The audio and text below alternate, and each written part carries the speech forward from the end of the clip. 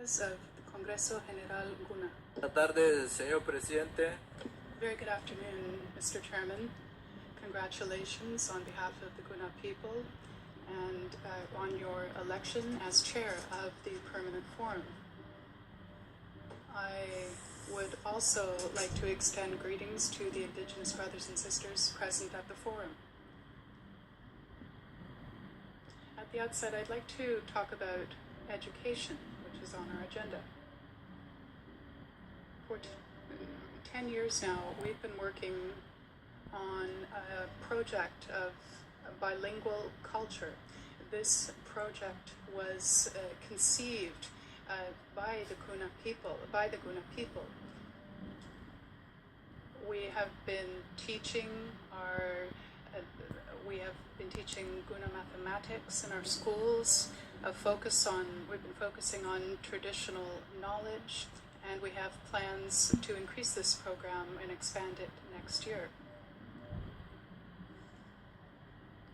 We believe it essential that our individual cultures and ways of life and customs be maintained. We want to ensure that future generations are aware of their past and learn about their roots. The program that I just referred to is one that spans all levels of education, beginning with primary level.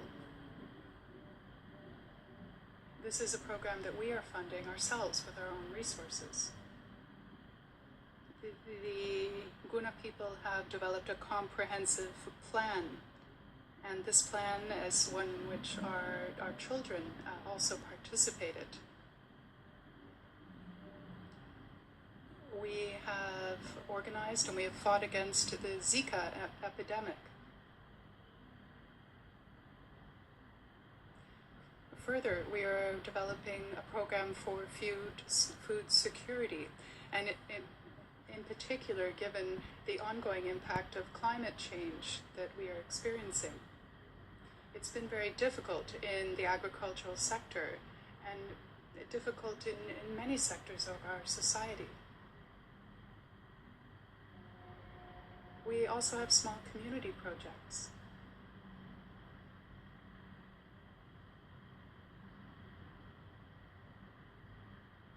And these projects were approved in larger scale community meetings. As I said earlier, we're focusing on rescuing and restoring our traditional and ancestral knowledge. So we have teaching programs and learning programs that have a very strong focus on traditional medicine, for example, and other sources of traditional knowledge.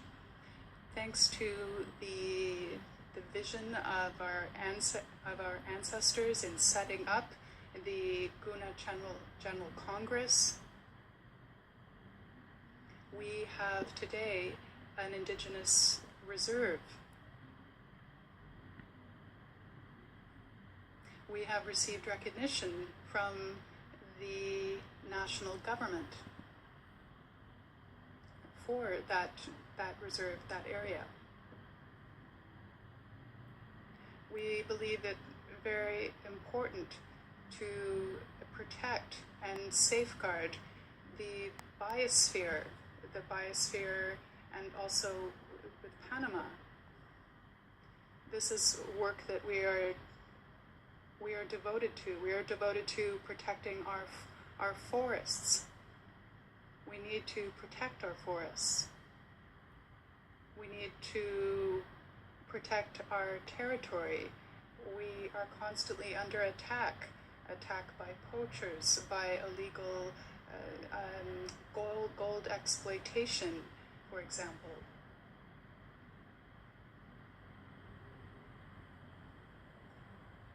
We achieved our autonomy through our ancestors, through our grandparents. And since that time, in 1925, we have been focusing on maintaining our autonomy, maintaining our independence. Nevertheless, we are concerned because a few months ago, we were deemed to be occupying our land illegally.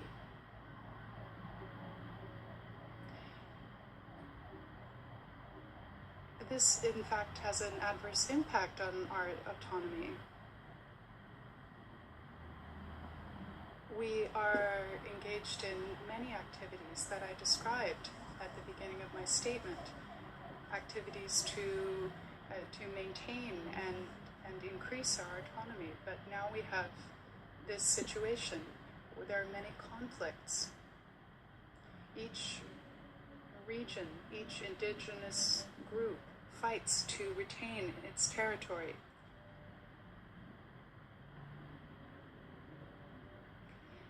If that fight is being further complicated and being made more difficult by the attacks that we are the target of, attacks from without. Our indigenous peoples deserve a bright future.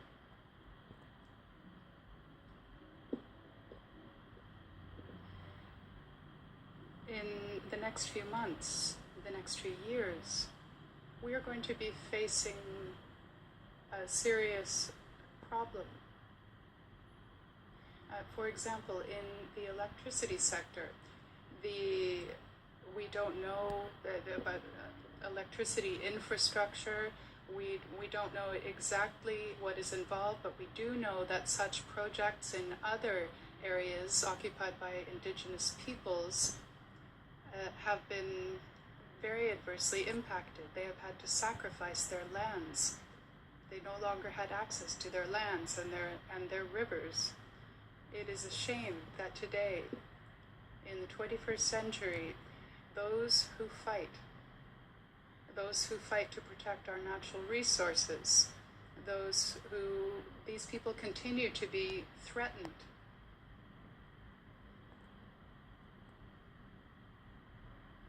These indigenous leaders who are fighting, they're not only fighting for themselves, but they are fighting for the future and for future generations.